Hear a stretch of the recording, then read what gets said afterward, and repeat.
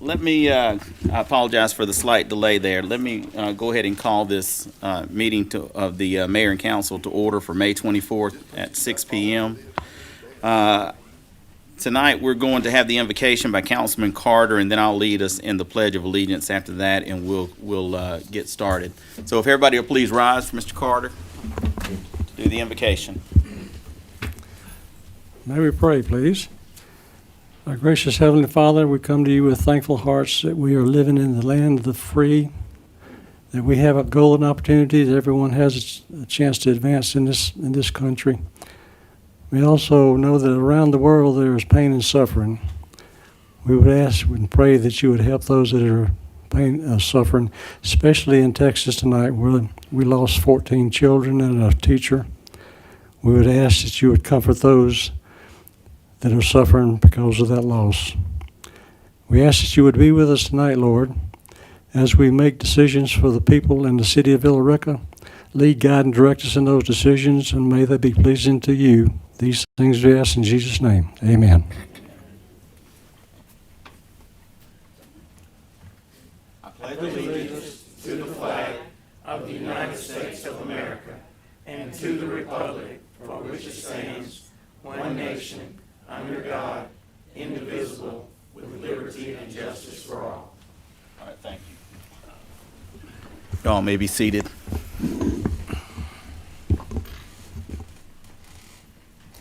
Okay, I'm going to ask for a modification to the agenda.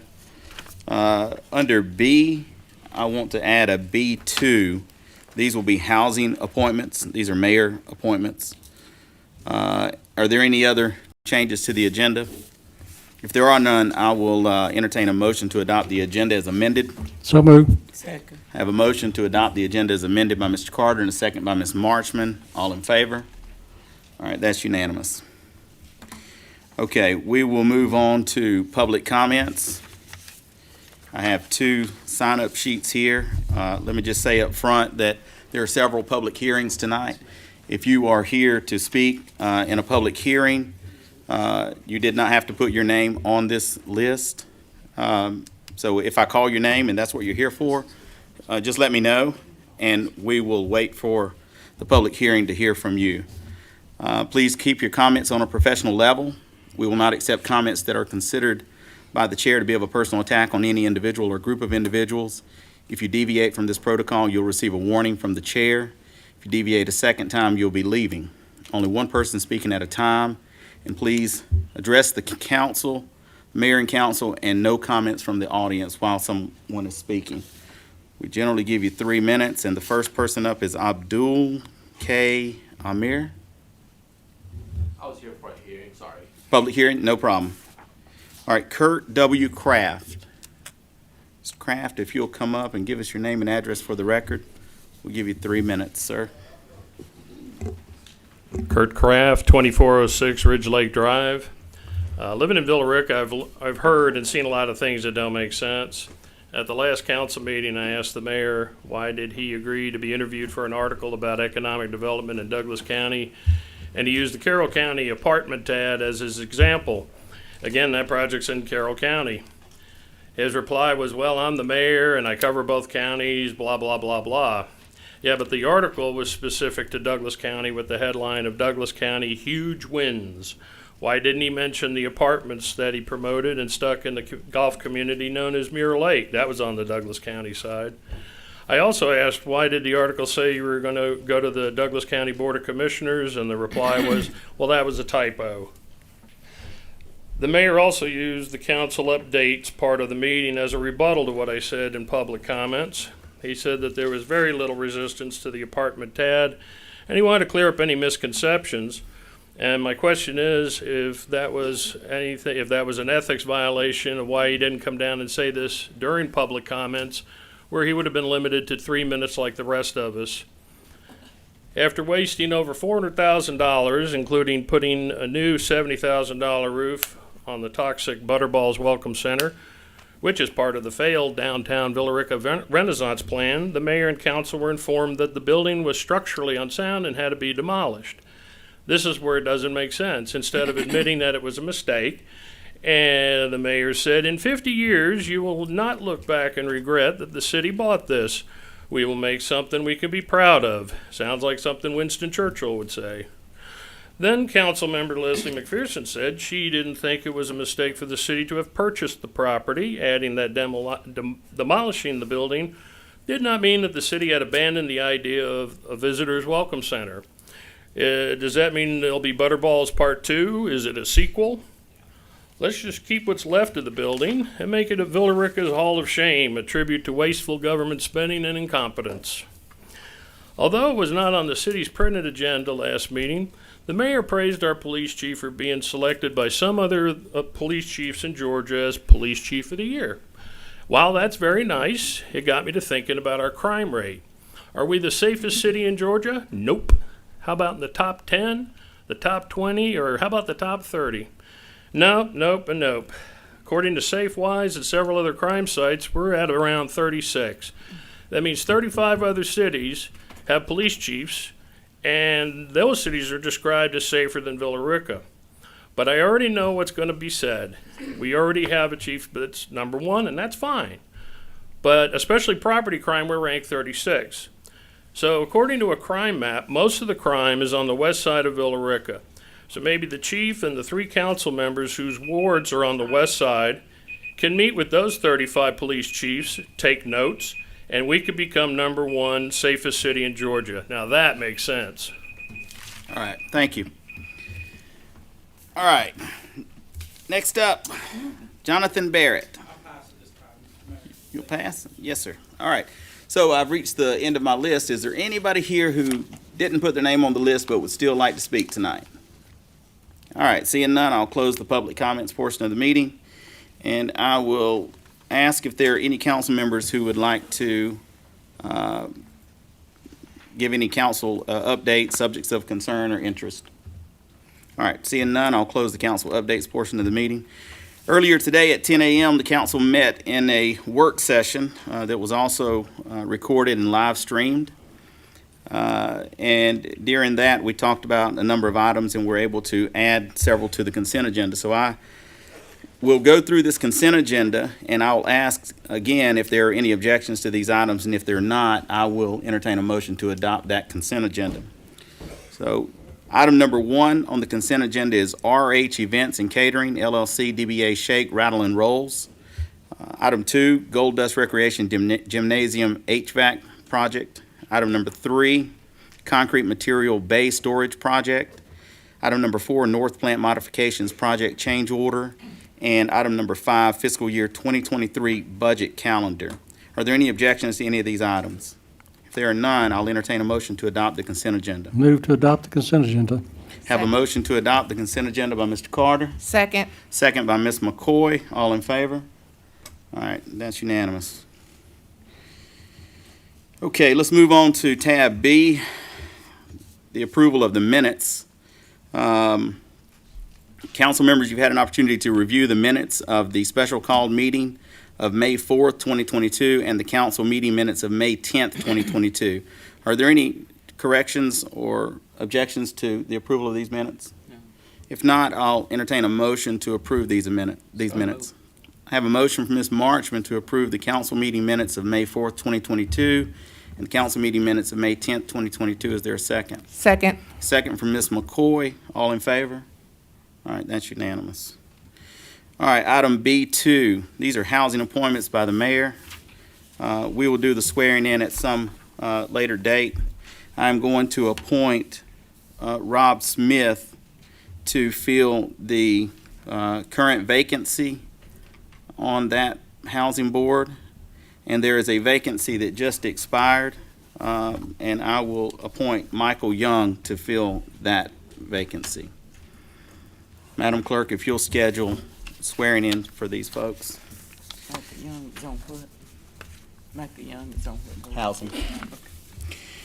Okay, we're going to now move on to community development, tab C. C1, RA-01-22, Inline Communities LLC. This is a proposed rezoning of 2 vacant parcels on Old Stone Road. Ron, would you introduce this item? Yes, good morning, Mayor and Council. This application is RA- This is the evening, though. Good evening. Yes. It's been a long Listen, day. if I- if It's I'm- been a very long If day. I get caught up in mistakes, then you get caught up in mistakes too. Let's get it right. Go ahead. Good evening. This is an application for a rezoning from Inline Communities LLC. They're seeking to rezone from single-family agricultural AG zone to a planned unit development zoning category. They are proposing 91 age-restricted single-family detached homes, 52 age-restricted townhomes, and 302 multifamily homes on the site, in addition to constructing a leg of the Gold Nugget Trail, which would include bicycle and golf cart trails and pedestrian paths as well. The staff is recommending approval with conditions. I have had the opportunity to talk with the applicant about the fourth item, the fourth condition that you see there, and they are accepting of a 15% rental cap instead of the 5%. All right, that's good to know. Would you go through those conditions for me? Absolutely. The first condition here is a receipt of a favorable sewer and water capacity letter from the city's utilities department guaranteeing availability to serve all lots within the proposed development within 60 days. This letter must be on file with the city's community development department upon receipt. The second condition is the applicant must address the Old Stone Road and Punkintown Road intersection in the form of a traffic study, and all recommendations of that study are to be implemented at the recommendation of the community development director and city engineer. Number 3, the applicant's development master plan should be entered into the legal record in addition to any and all proposed elevations, site plans, concept plans, and other representations made before the city council. And number 4, the owner/applicant agrees to include in the declaration of covenant restrictions for the property to include a restriction of a maximum of 15% of non-owner occupied units or homes for the townhomes and single-family detached sections of the development. Okay, now Ron, item number 4 doesn't read that way on my cover sheet. Yes, You may be saying substantially the same thing, but it doesn't match. yeah. We pulled a couple others that we've done in the past, and we were looking at some of the wordage of that was kind of late in the hour, and speaking with the applicant and him agreeing with the 15%, I would like to move forward with the wordage that I did indicate over the one that's actually listed up there, just for clarity's purpose. All right, so here's what I'm going to ask you to do. For at this stage, I'm going to ask you to go ahead and read that number 4 again for the record, Absolutely. and then we'll move on. Go ahead. Sure.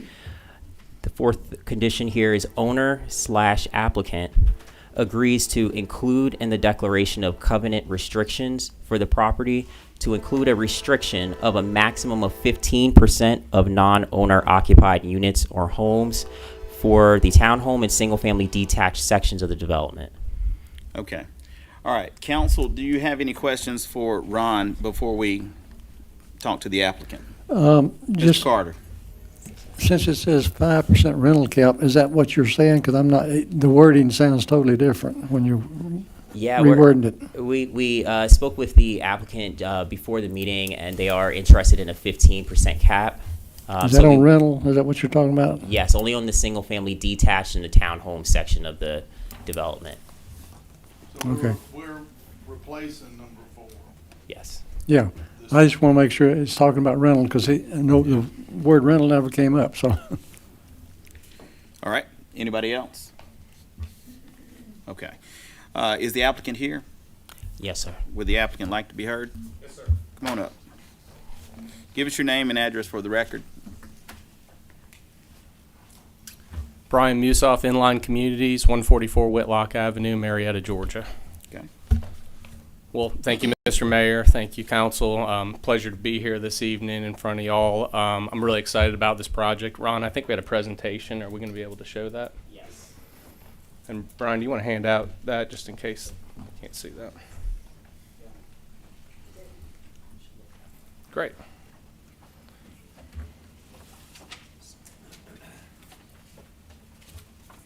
I don't know if you will be back for anything else, but in the future, if you'll give that to the city clerk, she'll be, no, go ahead and hand them out right now, but she'll make sure that we get them. Absolutely. And then give her a copy. And it's the same thing that we're going to be showing to the public, but just in Okay. case we had a technical difficulty, we want to make sure everyone had a paper copy. Not a problem. Okay, Alright, go so terrific. So super excited about this opportunity, and you can go to the next slide that shows the location if you'd like. To add some more energy to the downtown area where there is a lot of great things happening. As all y'all are aware, the Fuqua mixed-use project that was recently approved. This is really close, not quite adjacent to it, but the corners almost touch. And an opportunity just to add some more connectivity, street grid, Gold Nugget Trail, a lot of, I think, things that are going to be very beneficial to the city. If you don't mind going to the next slide. That's just a zoom in a little bit on what the surrounding uses are. As you'll see, there's multifamily to the south and to the southeast, as well as some other residential, and then the hospital to the north. You go to the next one, please. So, as Ron, we've discussed this with staff. What we're requesting here is something that meets with the current zoning, the future land use, not the current zoning, but the future land use of the site. It has, which allows of a density up to 8 units to the acre, and we're below that. And we're excited about doing something mixed use that really is kind of two different types of users, but I think something that's going to be real beneficial. If you'll go to the next slide, please. And why we're doing this is, because the city needs it. There's a critical housing shortage here in Villa Rica. I had someone pull this info today. Today there's only 10 homes for sale in the city of Villa Rica. On the screen right now it says there's 15, but as of about 3 hours ago there's 10 homes for sale in the entire city. That's according to FMLS. And there's an undersupply across the country, as I think everyone's well aware. If you'll go to the next slide, I'll talk a little bit about the site plan here. So what we're proposing is something that we think makes a lot of sense and could be really special. To the north, you see single-family homes, as well as some to the south, west side of the property, as well as townhomes to the north, with a parkway that runs through the middle for future connectivity to Anderson Street. That parkway will be built with a 10-foot median in it, 2 17-foot lanes on either side, a 10-foot walking and golf cart path, a portion of the Gold Nugget Trail. So all of that infrastructure will be building for the city, with the ability then for it to be connected on down to Anderson Street and eventually into the downtown area. The homes on the northern half of the parkway and the single-family homes you see on the south side, those are all age-restricted homes. So it'll be a 55-plus community. The townhomes and the single-family will function together with one amenity that you can see there in the center of the project on the northern side of the road. Pool, and I'll show you some more imagery of that shortly, but pool, clubhouse, all those sorts of things. And it will be restricted to 55 and over for empty nesters in the area. The south side of the site at the very eastern edge is a multifamily complex that's high quality, Class A amenities, Class A housing for young professionals, really who are targeting. It's almost all 1 and 2 bedroom units targeting young professionals in the area, because there isn't any new high quality housing for young professionals that we have been found in our market research up to this point. The other things I'd point out maybe on the site plan is, as you can see, there's a lot of green space. Where over 30% of the site, almost a third of the site, is being preserved as open space and green space. We talked about the trails, and we'll talk about more of the amenities as we go through. If you go to the next slide, please. So you can keep going. So diving down in the detached homes, these are all going to be ranch-style homes, 55 plus, master on the main. They'll all be 50-foot wide lots, 2-car garage, front entry, and you can see some of the architecture. We are most likely going to partner with Pulte Homes. They're very interested in doing this product. They do a great active adult product, as many of you probably are aware, and they're the ones that we're discussing right now. And this is imagery of their homes that they would want to build on the lots once we develop them. If you go to the next slide, please. Maximum height 35 feet. I think I pretty much said everything else on there. More of the imagery. If you'll go to the next one. And these are some examples of the interior features. This is from a project that they're doing over in West Cobb. I developed for them over off Old Lost Mountain Road, very close to McEachern High School. And this is actually pictures from that project, and they're going to do something very similar here. If you keep going. And then the townhomes, which I think is a great product. This is a 28-foot wide townhome, so a lot wider than a typical townhome. You know, typical townhomes are 20 to 24 feet wide. These all have master on main bedrooms. So, you know, it's more kind of a villa home or a patio home you see in other markets, but it's a master on main. Does have a second floor for extra bedrooms, as well as, you know, usually they do something called a man cave is kind of what they do it. And the great thing about this entire active adult community is 100% of the landscaping will be taken care of by the HOA. No one will cut their grass or have to water the lawn or any of that sort of stuff. 100% of that will be taken care of by the HOA and maintained. In addition, this product, the townhome product, 100% of the exteriors of the units will be maintained by the HOA as well. So, you know, you never have mismatched roofs or unpainted siding or, you know, anything that's, you know, windows that are cracked or any of that sort of stuff. 100% of the exteriors are taken care of by the HOA. You can see here it's going to share that amenity area that you see right there. It kind of sits right between the single family and the townhomes. So go to the next slide, please. I think I kind of covered this, some more imagery from that project. We go to the next slide, please, and some more. And then go to the next one. So these are some examples of the amenity, kind of the cabana clubhouse that they're expecting to build, and the resort-style pool, which is really kind of one of the main draws. Big sitting areas. It's not a lap pool or anything like that. It's really more of a lounging and hanging out pool. A lot of deck space around the pool, and then they'll do some fire pits, bocce ball courts. If you go to the next slide, I think okay, and they're talking about doing some pickleball courts as well, but I don't think we have a picture of that. So then moving on to the other side of the road is the multifamily community, all 1 and 2 bedroom units. We're not doing any 3-bedroom units. So it really is targeted. It's not targeted for families. It's targeted for young professionals and active adults, but mostly young professionals. And the reason why, you know, some people ask, you know, why are you doing active adult and young people in the same project? And it seems a little counterintuitive, but when you think about it a little bit, it makes sense. At that stage in life, when you're young before you have kids, when that stage of life when you're an empty nester and your children have moved out, you're really doing a lot of the same things. You want the same things. You want the downtown entertainment. You've got time for walk, for leisure, for going to the pool. When you got young kids, and I know this, you know, you're in the backyard throwing the football or, you know, taking them to baseball and those sorts of things, and your life tends to kind of be centered around other people who are doing those same things, you know, with their children. But, you know, as before we have children, and then, you know, once our children move on, it's kind of the barbell effect. We really want the same thing. Maybe we can't afford the same thing at that point in our life. You know, maybe a 26-year-old can't afford a $450,000 single-family home, but they still want to do and enjoy the same sorts of things. Excuse me. So they want to enjoy the activities. They want to enjoy the walking trails, the Gold Nugget Trail, all those sorts of things that we'll be bringing to the area. If you go on to the next one.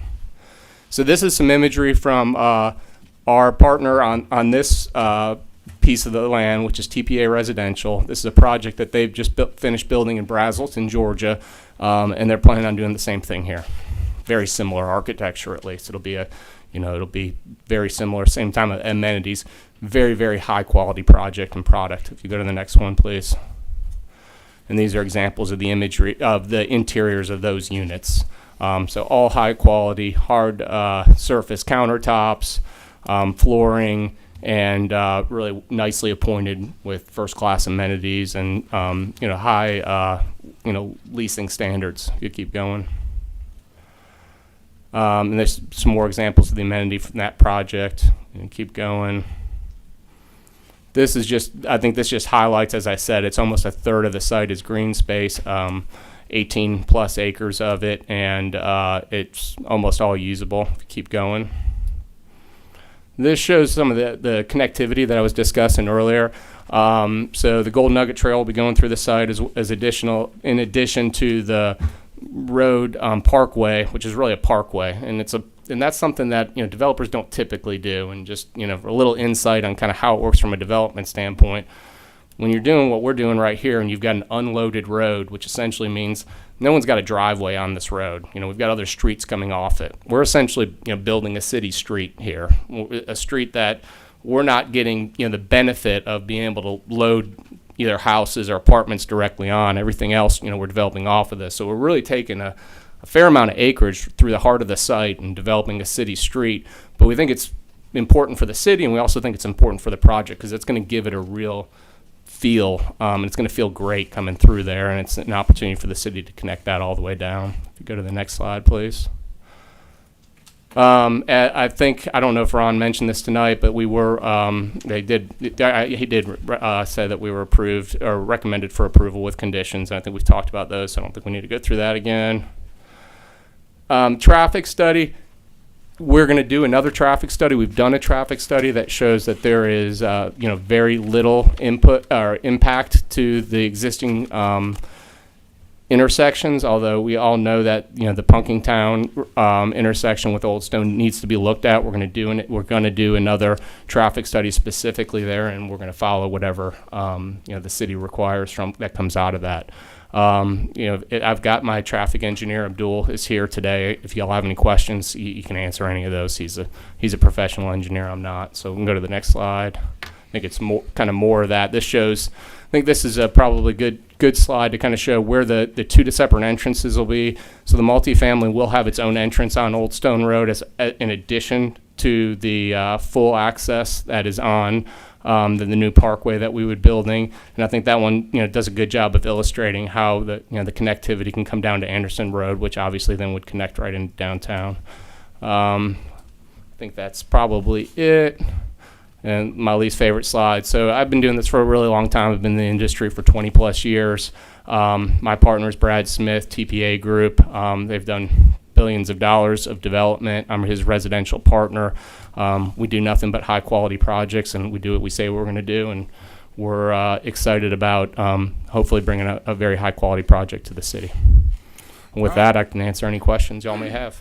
All right, I appreciate it. Go back to page 19 for me, who's doing that. Teresa? 18, actually.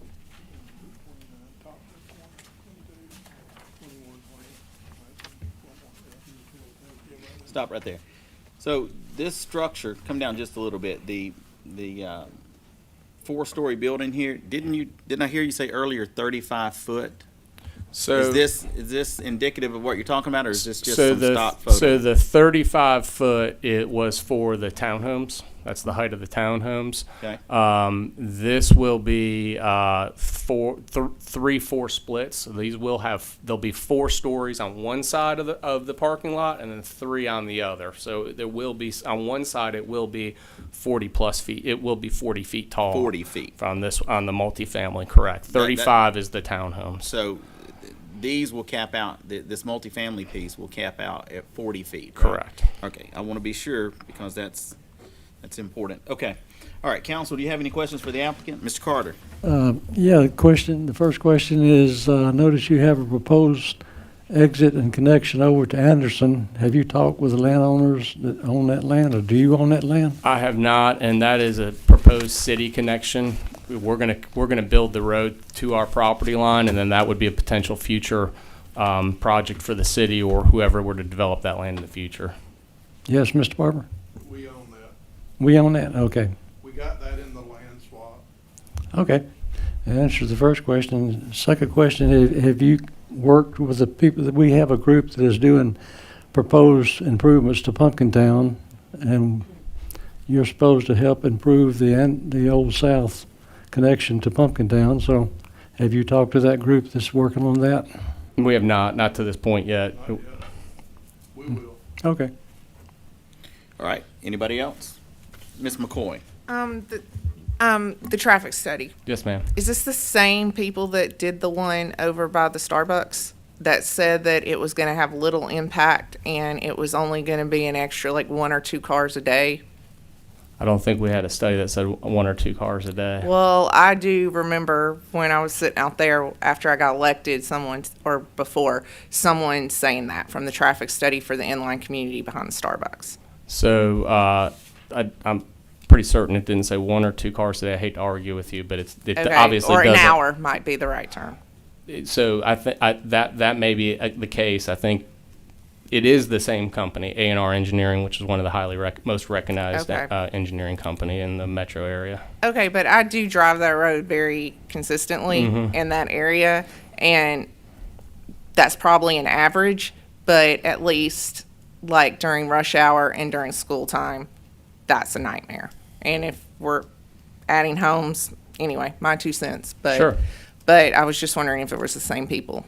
Absolutely, yes, Okay. it is. All right, Mr. Montahan? Okay. All right. So, I guess my first question is on the age restriction. How do y'all get the age restriction and still comply with the Fair Housing Act? So, it's a commonly used tool. I think HUD does have something where I don't know if it's 5 or 10% that I think technically you're not, you can't like keep 5 or 10% of the people from being under 55. But I don't know of anyone that has an issue with that. I think I just don't know anyone that has an issue with it. And, Okay. these projects, happen, as y'all know, all over the metro area and really all over the United States. Yeah, no, I mean, there's a lot of them, and I was just driving to Marietta for Cobb County Superior Court yesterday, and I saw plenty of them in the Austell Road area Yeah. coming in. And I just was more or less curious how you're able to do that in light of the Fair Housing Act. Yeah, so my understanding, like in layman's terms, and I'm not an attorney, you are, but age is the one thing you're allowed to actually, be biased or bigoted against. I mean, that's the one thing. If you're under 55, you can be biased against people who are younger. You can't be biased against people who are older. You can't be biased against any other religion, creed, anything else. Sure, But that's yeah. the one thing that they allow people to do is, hey, if you're under a certain age, we can't keep we can keep you from Right. getting a driver's license. We can keep you from voting. We can keep you from moving in here. That's my, in layman's terms, that's my understanding of it. Okay. I just, I'm not too familiar. I'm not too familiar with the Fair Housing Act. I just know enough to. Yeah. I need to look it up before I get too deep Yeah. into it. So that's kind of why I was curious. I just had an opportunity to ask that question. And then my other question actually is for David, but I'll come back to that now you said there's going to be an HOA. Would that also be a condo association for the townhomes though? It's going to be one HOA. They then, will right? be fee simple townhomes. They will be Okay. fee simple. So it won't be a condo association. It'll be an Okay. HOA. So would you be willing to make it a property owners A POA? association? A Yeah, I POA don't know. instead? I don't know a lot about the difference in those designations, but that's something we definitely would be willing to understand and consider. Okay. Well, I mean, my understanding is that the POA has more teeth when it comes to enforcement of the covenants. So that's why since that's a major. Oh, am I not talking to the mic? I thought I heard myself. Okay. My understanding is that the POA has more teeth when it comes to enforcement of covenants. And so one of the principal pieces behind your development here is that the POA or the HOA does the exterior maintenance. So I wanted to make sure that that was something that was going to be strongly held to. Understood. The other thing is, so in the master development plan, you make certain representations, and I know in step 3 it says that these are incorporated into the legal record. One item that I don't see in here is the notion of the master on Main. Is that something that you would be willing to 100%. Stipulate to? 100% for both the townhomes and the detached single family. Okay. Would you, and I know it does say 1 and 2 bedroom only for the apartment, but would you be okay with a more express stipulation on no 3 bedrooms? Certainly. Okay.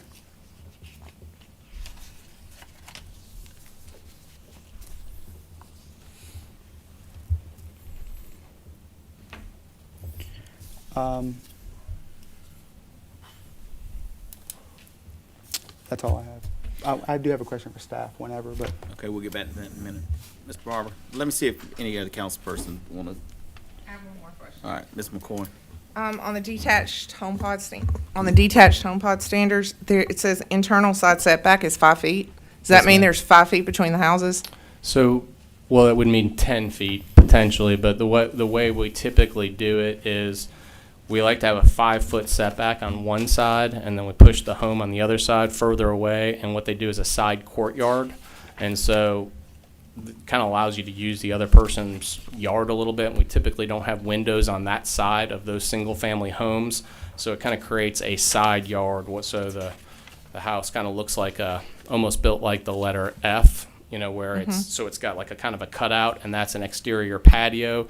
And you know, so you sit further away from your property line on that side, and then you push the flat part of the F up against the property line, or 5 feet from the property line. So it kind of creates a larger courtyard for each unit going down the side. So one side will be set back 5, the next one will be set back 12 to 15, and so then you've got kind of a 20-foot courtyard on that other, 17-foot yard courtyard on every, for every house is the way we do it. Okay. Okay, Mr. Barber. All right, Brian, help me remember, when do we start working on this? Almost 8 months ago, I would say, maybe a little bit longer. Okay, so I think that's helpful for us to remember, just to get to this point, 8 months. Lots of engineering, lots of talking. And I don't know about y'all, this doesn't have the retail component that Fuquay has in it, but this is a really cool project to me. And not even how we got started in the TAD. And Brian didn't say this, but this is node 3, right? So if you're looking at the map, right, Harbor Valley's in the middle, that's 1, Fuquay was 2, this is 3. So when you see those TAD maps, this is what's going in there. All right, I have a question on behalf of Mr. Montahan that he didn't ask that I thought he was going to ask. All right, Brian, so here's what's gotten folks in trouble in the past is you as the developer are in effect binding Pulte with the visuals. I was going to talk to staff about that. That's And why I didn't bring it up so yet. at some point, there's going to be an expectation because you gave them all those handouts now, and they, especially this council person right here, and he is going to look for Pulte to come back with something really similar. So you need to give them that packet and warn them what you've done. Yep, Because they're well aware. Because I'm telling you, you've done something. Yep, no, they're well aware, and there's a lot of different ways people try to zone things. There's some people that come in here and won't show you anything, and they'll say it's going to be substantially similar to something very random and generic. I want people to know what we're going to do, and that's why it's taken this long time. To your point, is we've made sure this one will work. We've done, like you said, a lot of the engineering, and there's just a lot of things that we've had to, to work through to get to this point. And we want you to see what it's going to be. Now, everything's not finalized, but we feel really confident that we can deliver the project that we're showing y'all today. Okay, I need to do a public hearing. Before you do that, all right. another question. Mr. Carter. I heard him talk about the TAD nodes. Is this part of the TAD? Is this inside the TAD This area? is the top node. Okay, I didn't see the Okay. TAD outline. So let me do a public hearing. Is there anyone here who would like to speak for or against this rezoning? All right, seeing none, I'll close the public hearing. Ron, come back up. All right, council, do you have any questions for Ron? I have a Mr. question for Montahan. staff generally. To Mr. Barber's point, my understanding, and Ron, if you let me know how far you want to take this, but so my understanding, this is a PUD, and we are basically, there is not a set standard per se in a PUD. It is the developers designing it, and this is essentially what they provided to us is what they're going to build. That's correct. Mm-hmm. So being that it's a PUD, I mean, does that go down to proposed lot and building layouts that are shown on this? What does that mean? Well, for example, I mean, it just, it shows like the just trying to find an example. I'm trying to find a better example. How about that?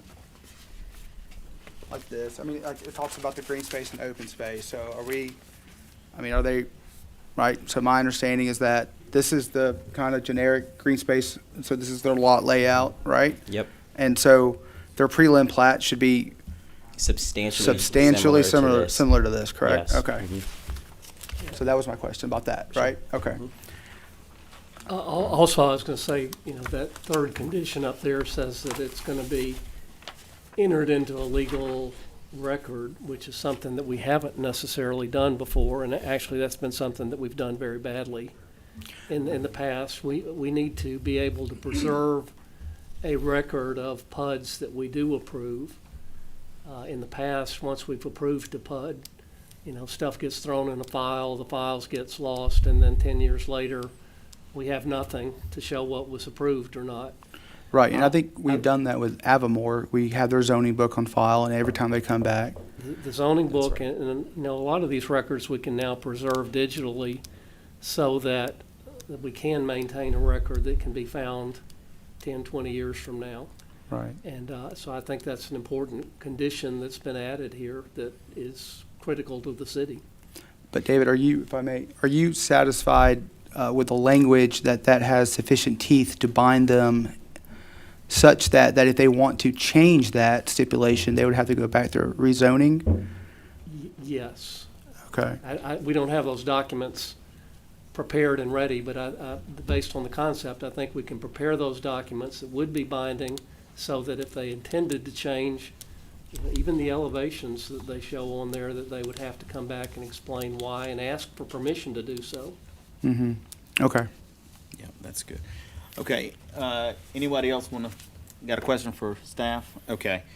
All right, so I know that there was a modification to paragraph 4, so would anybody like to be recognized for a motion here? Yeah, I'll take a All right, motion. Mr. Carter?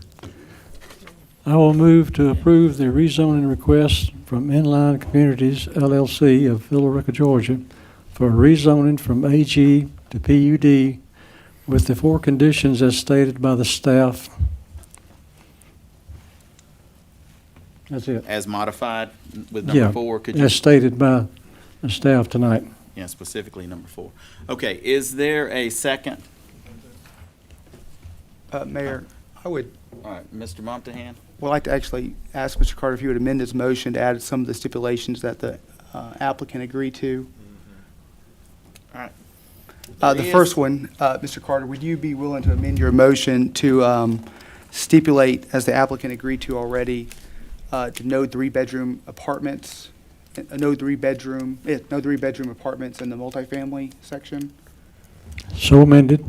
And would you also be willing to amend your motion to require 100% master on main for the townhome and single-family detached sections of the development? So amended. And finally, would you be willing to amend your motion to require a property owner association versus a homeowner association for the development? So amended. Okay, is there a second to the motion as amended? Second, can I second that? I think I can. I think you can. Okay. All right. So there is a second. Is there any further discussion? All right. All in favor? All right, that'll pass unanimous. That's actually 4-0. Now 5th is missing. It'll pass unanimous in this room. All right. Let's move on to C2, RA-02-22, Inline Communities LLC, proposed rezoning of 116 Reed Road. There'll also be a public hearing on this item. Ron? Thank you, Mayor. Inline Communities is applying for another rezoning. This one is for 116 Reed Road for rezoning from single-family urban R2 to the single-family attached SFA zone.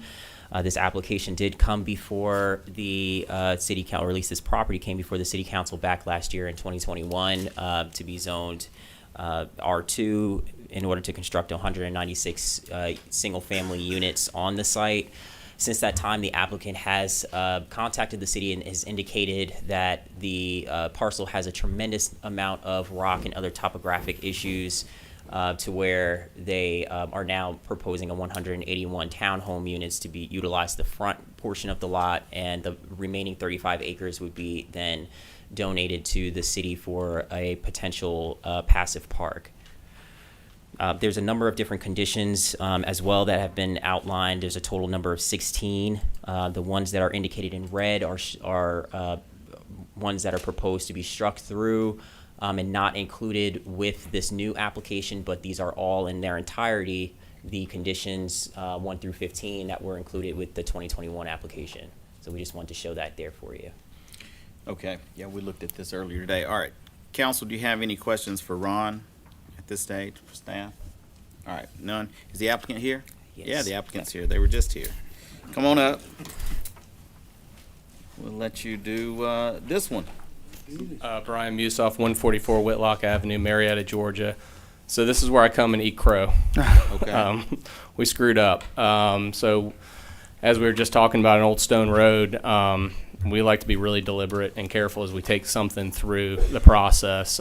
We had a contractual agreement to get our zoning in a certain amount of time with the hospital authority on Reed Road.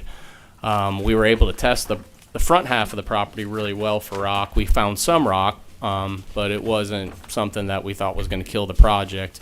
In order to get on the back side of the project, we had to get a core permit to cross with the equipment. We could only do it with hand equipment prior to that, and so we were able to hand auger for rock and didn't hit any on the back. And then we finally were able to do that after everything had been rezoned.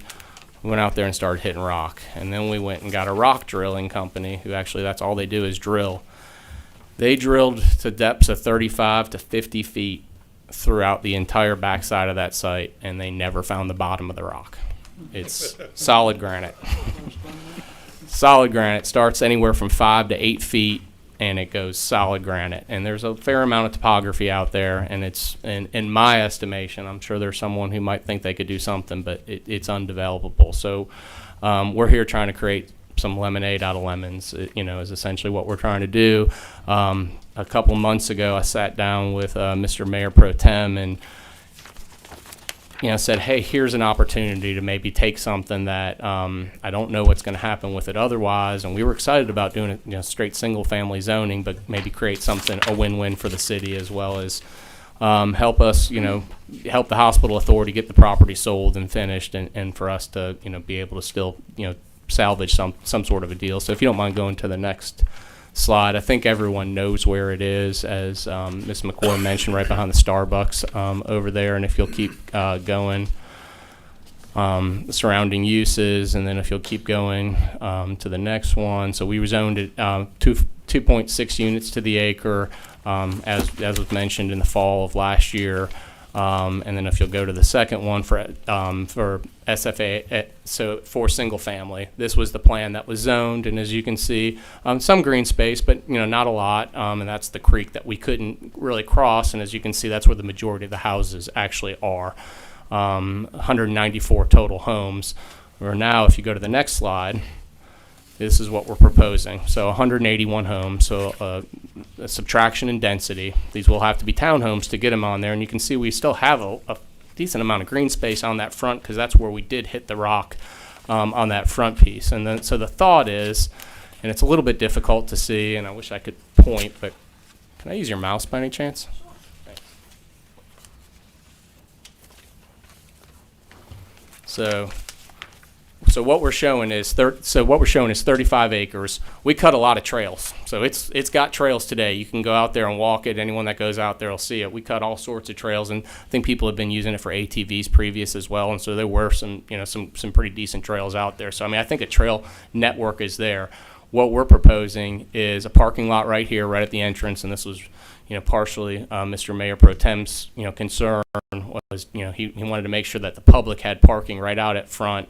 It's really hard to see, and I highlighted, I think, on some of the packages y'all are looking at, but a trail that runs in the green space would go kind of along this creek over here, around the backside of the detention pond, and would come into the site, as well as we're showing a parking lot right here We would get a culvert crossing for emergency vehicles in case there was ever an accident in the park. A culvert crossing put in right here as well at the stream. And so the public could either park down here right at the stream and enter the park, or they could, I'm sorry, the mouse is moving a little slow, or they could park up here. And so we think it makes it accessible to the surrounding area. I think there is an opportunity with some of these other neighborhoods to, connect from cul-de-sacs and other areas, potentially, on other sides as well.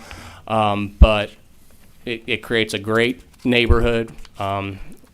I would have loved to have grown up in a neighborhood or lived in a neighborhood that had this kind of amenity, in my neighborhood. But I think it's also really accessible to, the city in general. So, same type of amenities, the exact same amenities. We'll have more, obviously, of the passive trails than we were going to have previously, but we're still going to do a pool. We're still going to do the fire pits and all that sort of thing, and the product's just going to change. The square footage will still be high. We're still looking at 1,800 square foot minimum townhomes, and this is an example of the architecture of what we'd like to do here. When these would be 24-foot wide. Front entry townhomes is what we would like to do on it. There is that shortage of homes we've already talked about, only 10 for sale here. The traffic issues will be less because we'll be building fewer units than what's already approved on the site and what you all approved last fall. And as we said, we'll create an emergency restricted access only here, so there's a second entrance into the neighborhood, as well as we'll put a culvert in, gravel road, so that emergency vehicles would be able to enter into the park if for any reason there was necessary. And as Ron said, staff recommended with the conditions, and I think that's it. So I'm here to answer any questions and continue to eat crow. Brian, Well, hold on a second. I'm sorry. Okay, so at the entrance, you have the public parking, and then you have more public parking in the back. How many number of spaces? Do you have the number of spaces for those? I think I have it right here.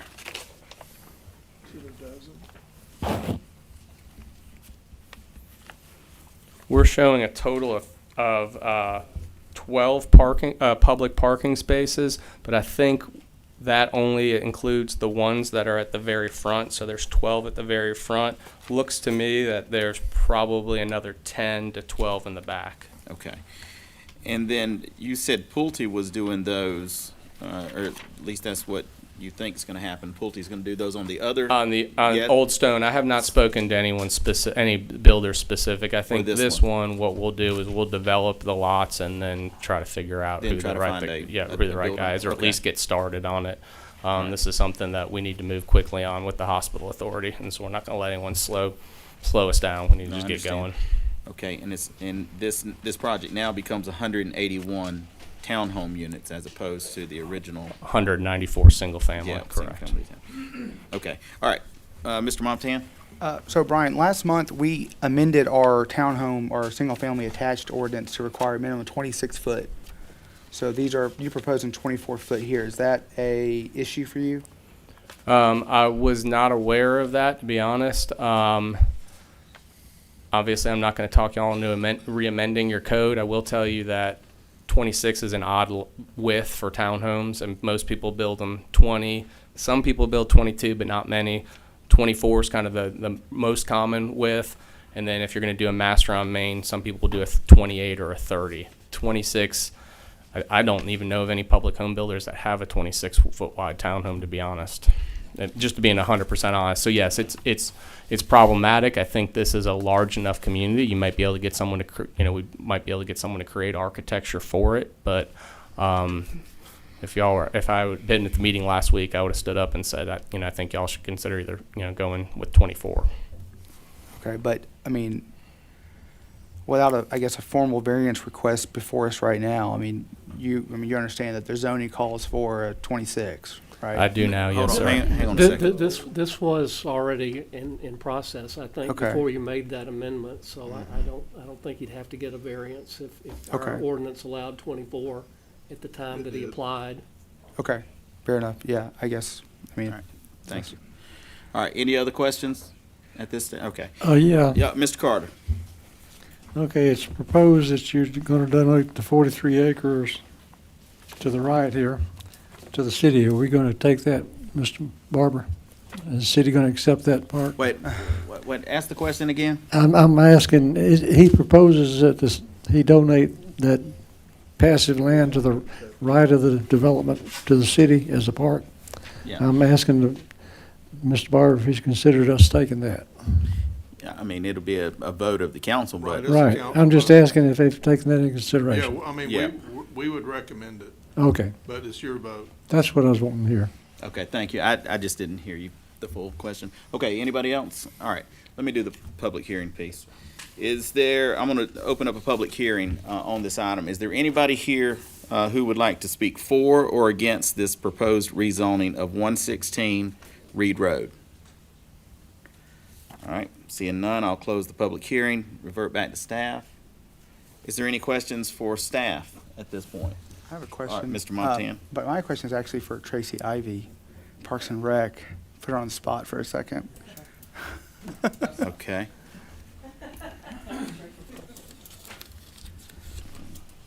So Tracy, have you had a chance to look at this proposed Passaic Park? Okay. I mean, I know, so you haven't seen it yet, but just what you know of today, I guess, or learned this afternoon, I mean, do you have any ideas that you could just, off the top of your head, we could do something with this? Well, obviously, if they're going to develop it, correct? Right, I mean, amenities, side amenities, everything. except for the Passive Park in the back. It's just a walk. So there's gonna be a parking lot and a walking trail that's gonna get you back there. So And this is just the gonna be park itself passive. will just be handed to us for us to develop. Just with- land. Okay. It's just the land. Yeah. And they're proposing to be passive because they're saying there's so much rock back there, Right. but, so I didn't know if, another thing is, I didn't know, and it's been, and I don't know how, I know this was before your time when we had the Gold Nugget Trail proposal came through, but I didn't know if it's anywhere in this area at all. It's across the. Is it across the the street? highway. Okay. I mean, I So- certainly, obviously don't want to ever turn down parkland. Green space. Green space, parkland, you can never have enough open and green space. So I firmly believe there's something that we could do with it for the benefit of the community, absolutely. Okay, very good. I was just trying to see if you've seen it and if you had any ideas. I on haven't, it. I'd love to take a peek at it, but Okay. But she's not going to turn it down, right? I'm not All right. turning it down unless you tell me I have to. Thank you, Tracy. All right, is there any other questions? Want to know about what Burger King's doing this week? They All got right. they got Is they got there a a- deal going on at Burger King right now. Actually, it's like there a Junior motion? Whopper. Does somebody want to be recognized for a motion? I'll take it. All right, Mr. Carter. I move to approve the rezoning request from Inline Communities LLC of Villa Rica, Georgia, for a rezoning from R2 to SFA with the conditions as outlined by staff. All right, I have a motion from Mr. Carter to approve the rezoning request from Inline Communities LLC of Villa Rica, Georgia for rezoning from R2 to SFA with conditions as outlined by staff. Is there a second? Second. I have a second from Mr. Momtahan. All in favor? All right, that's unanimous. Okay, Ron, do you have the next one? Yes, Yes, sir. you do. All right, C3, RA-03-22. CWD Properties LLC, rezoning from AG to C1 at 1101 West Bankhead Highway. There also is a public hearing on this item. Go ahead, Ron. Yes, thanks, Mayor.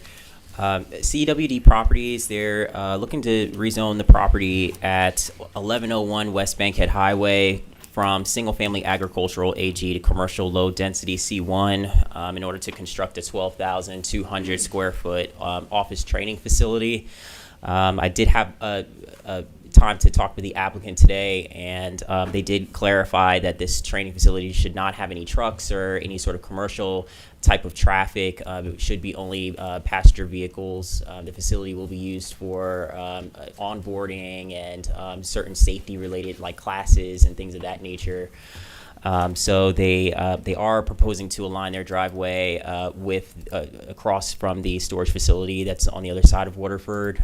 So I think there are some trucks that are already using the Waterford Drive right now to access that other facility. But we're not looking for any looking to have any additional commercial traffic on that roadway. Just want to clarify that. Okay, so on here, you indicate that planning and zoning, our planning commission recommendation is to be determined. I have approved 5-0 on here. No, it says TBD.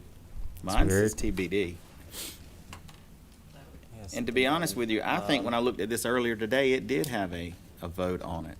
But I don't know. Okay, we'll go through these. So staff recommends approval with conditions. You're telling me here that planning and zoning recommended this out 5-0. Is that what you're telling me? It's just a recommendation of approval. There's no condition. There's no conditions. So I'm showing conditions here too. Yeah, There's but those no- are just reasons, though. I think the template got messed Approval up. There's with approval, conditions, reasons. Yeah, those are not actually conditions. Okay. All right. Any questions for Ron? All right. There. Who? Anybody? Yeah, well, have we, Mr. and Montan. Ron, I watched the P and Z meeting, and there was concern about the condition of Waterford Drive. Have we had any conversations with the developer, whether or not, have we had any conversations with the developer, whether or not they would be willing to contribute anything to the immediate kind of Yeah, repair, renovation, remediation of Waterford Drive and the condition it's in? Yeah, I actually haven't had any conversations about any like off-site improvements or anything of that nature with the applicant. I did see, or of course at the Planning Commission meeting, there were a couple comments to that regard. I did speak with the city engineer. He did indicate that the level of condition for Waterford Drive right now is considered acceptable. It is on our paving contract list. Coming up soon. Recently, I believe it's on our next one. But that is something that is in the works to at least kind of fix that street, as far as I'm understanding. Okay, thank you. All right, Mr. Carter. All right, I've gone back to the work session, and yes, it says approved 5-0 for the planning and zoning. So is this the same proposal tonight that we supposedly saw at the work session? Yeah, it is. Okay.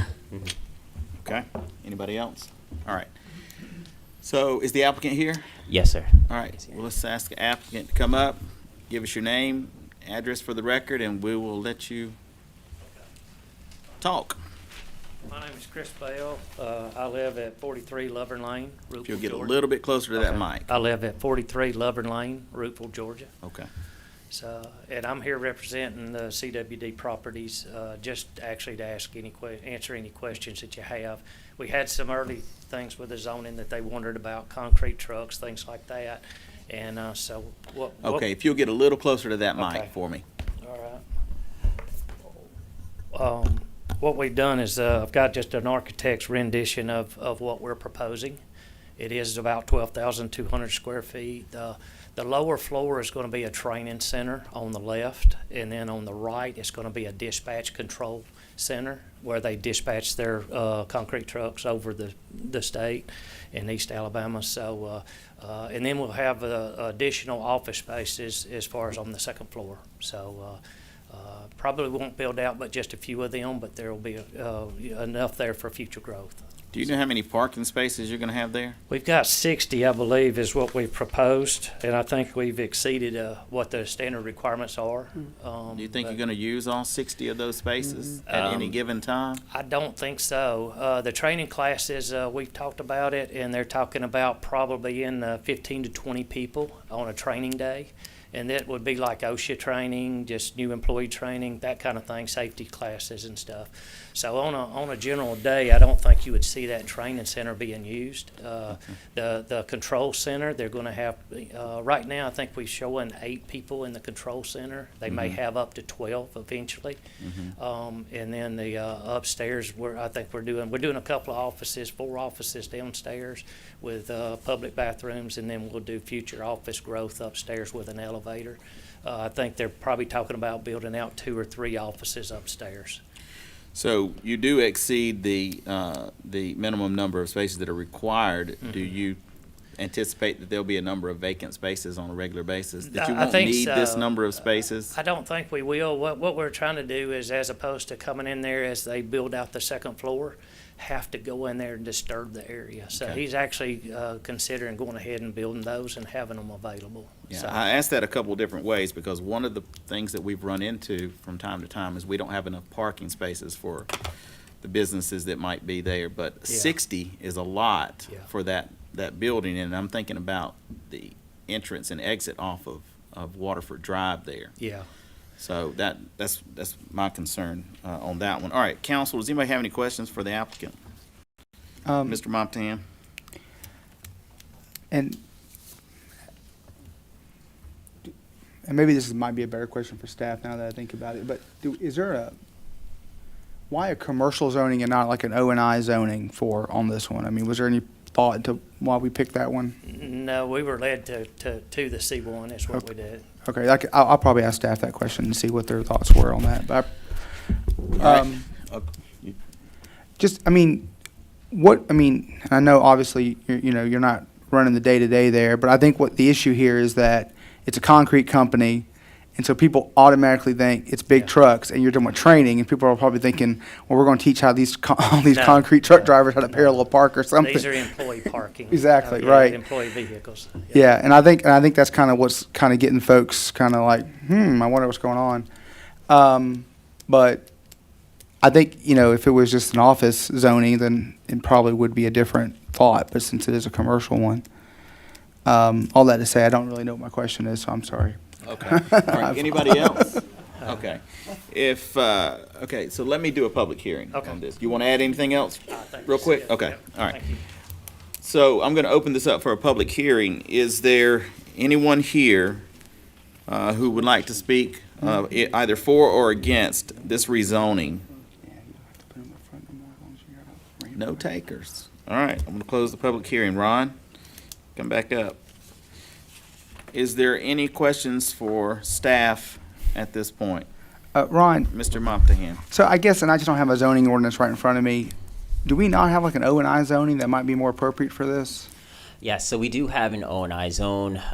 When we take a look at the zoning map, and especially with this particular area on Veterans Memorial, there was no OMI zone that was near here. The only thing that we didn't want to spot zone the property or propose for a spot zoning or anything like that. So I took a look at what zoning categories surrounding this site that could be utilized for an office type of use as a permitted use. And the C1 zone is actually the only zoning category that's out there that would allow for that. The C2 zone is further away. So just putting one C2 zone lot in the middle of a sea of residential to the north and C1 uses all around it, I would consider that also spot zoning. Okay. So this was kind of the only thing that the only zone he could Yeah, do. I mean, I see the reasoning. I don't agree that that would make it a spot zoning per se, but I see what your reasoning is, though. I just, when it comes to, I understand it's compatibility with your other similarly zoned properties, but when the applicant is looking for a specific type of use and that use is using a otherwise local residential road, I just thought something that would, a zoning that would be less impactful. I know that doesn't permit them to do something more impactful because one day they could technically destroy the whole building and put up a shopping center there with a C1 zoning. Sure. And that's not what we have in front of us, but theoretically that could happen, and that's why I'm concerned about giving them more than what they've asked for, in a sense. Yeah. All right, Tom. Is it possible to change it on the fly? Well, my concern about that is that the applicant is here, they've been advised to do a agree to it. C1, and Well, what the applicant said was they asked for C1 because that's what we told them. sure, that's what I'm saying, they've been advised to do C1, and But they're can we prepared. change it on the fly is my question, instead Well, of voting it I might ask down. David That's that David, question, but but the other thing, before you weigh in on that, it does make some sense to me that the zoning would need to be something that is in the area. I understand your concern. Right, no, I agree. But picking that just out of thin air and saying, okay, right there, we're gonna create O and I, when you have C1 in the area, C2 in the area, and residential, you don't have any O and I, I understand the logic that you use there. But I also don't have any objection to that. I just think that at the staff level, when we make these decisions, that's what we should be sticking with when we get up here. Not that it should become jello. So, and we just change it on the fly, as Tom just said. All right, David, you want to weigh in? Yeah, the answer to the question is yes, you can change it if you choose to, but I agree with Ron that it is probably prudent to keep it in line with our existing land use. And if what's out there now is C1, that this ought to be C1 also. That's what I'm thinking too. So I agree with you on this, Ron. Okay. All right, Mr. Carter. This staff recommends approval with conditions, but what I see listed below here don't look like conditions. They say reasons, the use of high and best use of land. These are reasons, these aren't conditions, are they? No, this cover sheet prior to the work session was changed, so it should read staff recommends approval. So the reasons that you have there, 1, 2, and 3, are valid, but there's no conditions for this application. No conditions. No. Those are Nope. Yeah, we talked about that right at the beginning of this one because I had the same question, but those are reasons for approval. They Right. just should have left off with conditions there. So that's the answer to that, Mr. Carter. Okay. All right, anybody else? I'm All right, sorry. Mr. Montahan. And maybe we can ask the applicant this, but would they be willing to stipulate to the use being limited to a training office facility? I'd have to defer to the applicant. And yes. Okay. Mhm. Training and office. Or it says training office facility, so I'm just using the verbiage straight from the background section here. All right. It's also got dispatch in it. I mean, I I mean, don't, isn't that with an office? I basically just want a non-retail, I'm saying non-retail restaurant use. How about that? it's, Yeah, and I'm not familiar with the area out there. I don't know what type of restrictions you're trying to put on it. I understand that you don't want retail in there. They haven't proposed that. Are you turned on, David? yeah, he's, I am turned on. I maybe not be close enough, but I don't think that there would be a problem with putting a condition on it that there not be retail space in the commercial retail space in there. yeah, if that's the goal, I mean, Yeah. that sounds fair to me. If you know, he wants to do that. And while we're on the subject, would you like to take this motion so we don't have to amend it? Sure. Go ahead. I'll make a motion to approve the rezoning request from CW Properties LLC of Tallapoosa, Georgia, for a rezoning from AG to C1 as presented by staff, subject to the condition that the use be, that a restaurant or retail use not be permitted as agreed by the applicant. Were you gonna cook burgers down there?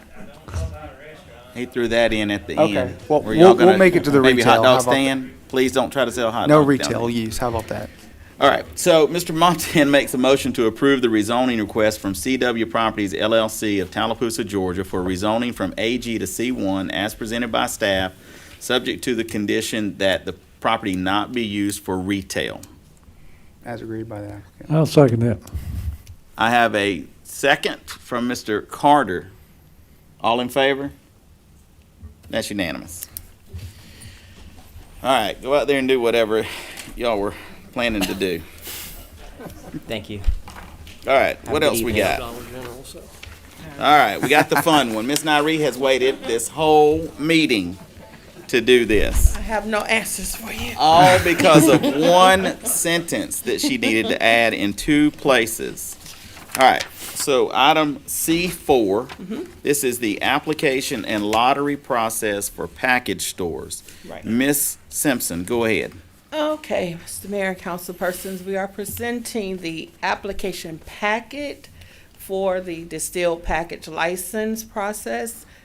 Moving forward in the process of selecting applicants for one for each of the 4 districts, what have you.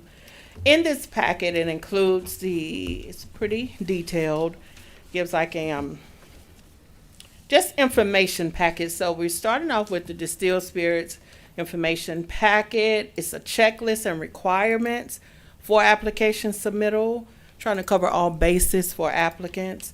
because the application packet will stand as is.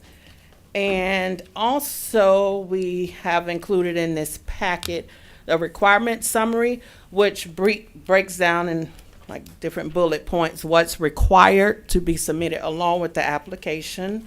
We have we've taken it from the ordinance, just a reminder and list of the fees, all alcohol beverage license fees. We have an alcohol license checklist and that's just detailing what's required as far as like advertisement, and then the actual application itself. So it's just a full packet. Oh, and also, if there is a requirement, we also have a section in here that's detailing when the applications will be available, when the applications will close, a detailed timeline for staff evaluation, if lottery is required, that timeline for that, and the selection process and what have you. Okay. So council has had this, and we had it earlier today. Do you have any questions for Nairi or for David right now? Mr. Carter? All right, Mr. Montahan? Ms. Marchman? Ms. McCoy? Okay, I'm moving kind of quick. That's why I'm doing that. David, is there anything you want to add? No, nothing to add. We think it's a reasonable schedule. It's something we haven't done before, so we're trying to prepare for the unexpected and have tried to leave the city protected if something unexpected does happen. But we think this is a reasonable schedule and should work. All right, sounds good. Is there any other questions? Mr. Carter, would you like to make a motion? Yes, sir. I move to approve the submitted application and lottery process for package stores within the city limits of Villa Rica pursuant to Chapter 4, Alcoholic Beverages, Section 4-28 application. All right, I have a motion from Mr. Carter to approve the submitted application and lottery process for package stores within the city limits of Villa Rica pursuant to Chapter 4, Alcoholic Beverages, Section 4-28 application. Is there a second? I second. Have a second from Ms. McCoy. Is there any further discussion? All in favor? All opposed? That will carry 4-1. 3-1. Sorry. I'm used to her raising her hand, and I'm used to that count. All right, 3-1. And I just want to say that there's been a lot of work on Nairi's part for this. She's gone through about, 100 or 200,000 drafts, right, back and forth with Mr. Macklin. We've all sort of looked at it and tried to come up with a process that was fair and open and really was also efficient. So I want to thank you for all the work you did on this here. And I wish you good luck, because my understanding is there's probably going to be 100 or 200,000 applications that you're going to need to start working with. So we'll see how that process goes.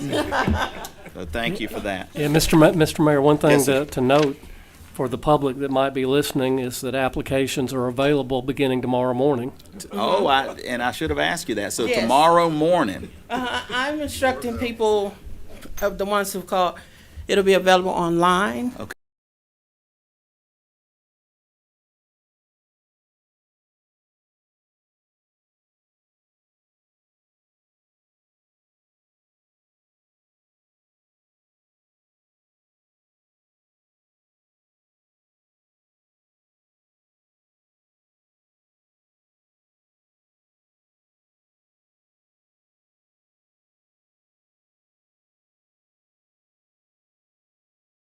Tonight? All right. If y'all wouldn't mind, let's take a moment to discuss the TAD just for a minute. I appreciate you bringing that up. I'm not going to say anybody's name, but I was approached earlier by someone who asked if maybe I could make this really fast because they have somewhere to be.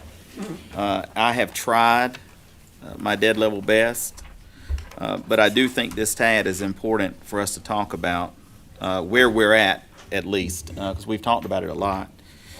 So, and I'll get Tom to weigh in, but what you've been handed here is our proposed response to the county's counter proposal on the IGA that we presented.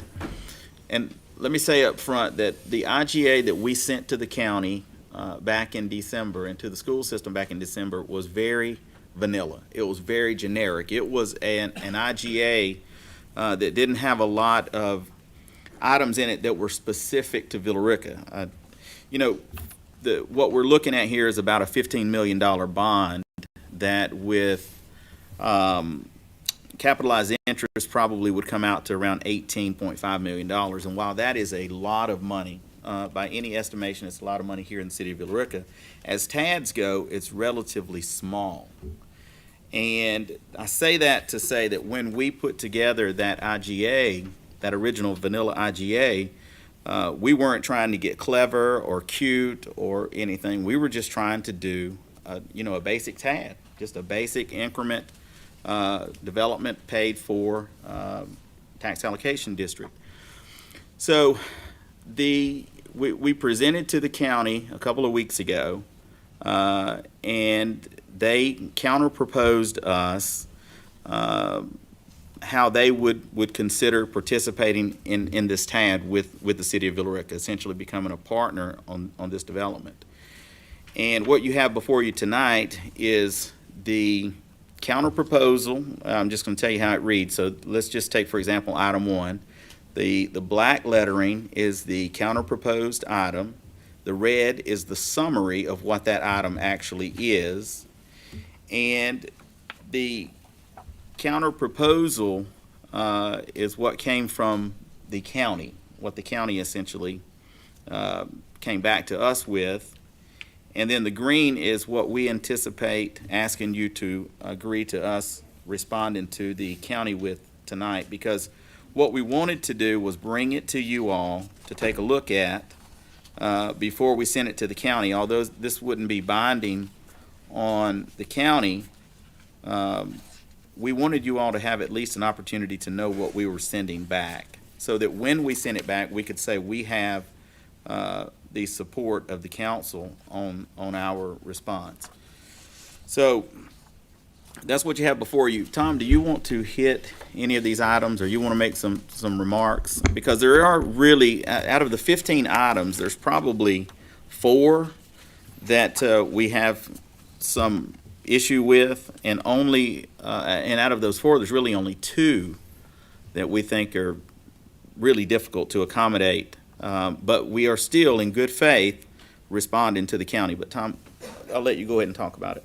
So I'm gonna give you the colors again. Black is from the county. So this is the back of the document. The IGA was all in front of this. These are like the provisions tacked on to the back of the IGA. The red is my summary of what I thought they were saying. The blue is what I submitted to the mayor as a short version of what I thought our response could be. And then the green is a restatement of what the county wrote from the perspective of what we wanted to offer back before David gets hold of it, because David's going to have to take all this green language and do lawyer stuff to it to make sure I don't get us in trouble. Right? And so this is like the 3rd time we've worked on this document. Plus we've had a meeting probably 2 or 3 times a week for however long. So we've talked about this a bunch, but I just felt like y'all needed to see it, even though you don't get to be in the negotiations, so you at least can see what our thinking is and sort of keep up with the process, because it's a process. It's not a one-time, we offer them and then they sign it, or they counter and we sign it. I mean, it's not like that. So when we talked about bringing this in here tonight, we talked about being able to go back when David actually draws this up, being able to say that the council was in support of this response. Are there any of these items you feel like you want to talk about specifically here? Because they haven't had an opportunity. Maybe they're ready to ask some questions, but if not, they haven't really had an opportunity to. And I know there's really only 2 that are going to raise anybody's eyebrows. Yeah, the items, the first item is multifaceted. It's got a lot of information in it, and it sort of defined the scope of what they were willing to do. And in a nutshell, they wanted to limit their participation to just Fuquay, but that's not what we're trying to negotiate. We're not trying to break it into just one small little piece. That wouldn't even get us the road from downtown to Shoreline. That would just get half of it. So the first thing is we're basically reiterating what the scope is and updating the dollar estimates and defining what the road segments are. Number two is one of the sticking points, and basically the issue there is the city willing to give up our annexation power during the life of the bonds? Number three is, are we willing to commit to no additional tax allocation districts during the life of the bonds? And then number 11 is a request that we give the county $5 million so that they can build a third fire station and equip it in Villa Rica. So there's a station on 101 that's going to get replaced by a station at the Georgia State Patrol site, and then there's another station south of town near the top of Fairfield that services the bottom of the city, and then they would like to build another one, a third one. So that's what they're asking for there, and we've responded to all that. There is another item, Mayor, if you want to talk about 15. I think that's maybe relevant to the. Okay, yeah, let me talk about that just for a minute. So 15 addresses the city reimbursing the county for their legal and other costs related to their participation in the East Side Tax Allocation District. Now, typically, my understanding is that it would not be unusual for the initiating agency or authority, which would be the city of Villa Rica here, to pay for those types of fees up to some limited amount. So what we've put in here is that we would do that up to $25,000, but we have done it subject to an IGA agreement. The county has asked that we pay some portion of their expenses, including their legal fees, up to this point, irrespective of whether we have an IGA agreement. We have not appropriated any money for that. We've not asked the council for that, so we have not agreed to do that. So here, our response remains consistent. We will agree to pay those fees up to a cap of $25,000, but as a part of an agreement in the IGA. So, is there any questions on that? Makes sense. All right. So, I know this is quick, and I know y'all have had it, but you've all actually been able to see the counter proposal prior to tonight. You've seen it probably a couple of weeks ago. So if there were items in there that got your attention then, if you've been able to, in this meeting, flip through and read the green, which is what we intend to respond with, are there any questions at this point? Because I think what I'm going to ask you to do is I'm going to ask you to make a motion to approve this response back to the county. So does anybody take a minute to look at it? Does anybody like to be recognized? I'll let Tom go ahead and talk while they're looking. Yeah, just one observation would be that if you have questions, I think I'd rather you either call me or come see me. Because I'd really prefer not to have the conversation in public. Yeah, it's really hard to negotiate that way. That's one of the reasons why you didn't actually get to hold this tonight until we got here, because we don't want to negotiate out in public with this. But if there's something that you need to be clarified or you want to even just discuss for a minute, we'll try to be careful with how we talk about it in public. But we're not trying to hide anything. It's just we're also in the middle of a negotiation here. Anybody? Is anybody ready to make a motion? I'll tackle it. All right, try it. I make a motion that we adopt the response as presented, and ever how many pages there are here, 15 items, for the city of Villa Rica to respond to the Carroll County Commission. All right, that's good enough. Is there a second? Second. I have a second from Mr. Montahan. All in favor? All right, that is unanimous. Thank you all for that. That's going to allow us to be able to respond and say that we presented this to the council It looks pretty good already. for that Yeah. follow-up. I'm working on it, so. Okay, anything else? Did I miss anything else, Tom? Did I miss anything else? No? Okay. All right, so we do have an executive session on this agenda, so I'll ask Mr. Macklin to introduce that, and then I'll ask for a motion to go into executive session. Yes, we need a motion to go into executive session for the purpose of discussing or deliberating upon the appointment, employment, compensation, hiring, disciplinary action or dismissal, or periodic evaluation or rating of a public officer or employee. All right, do I have a motion? So moved. All right, I have a motion from Ms. Marchman to go into executive session for the purpose stated by the city attorney. Is there a second? Second. Second from Mr. Montahan. All in favor? All right, we're in executive session.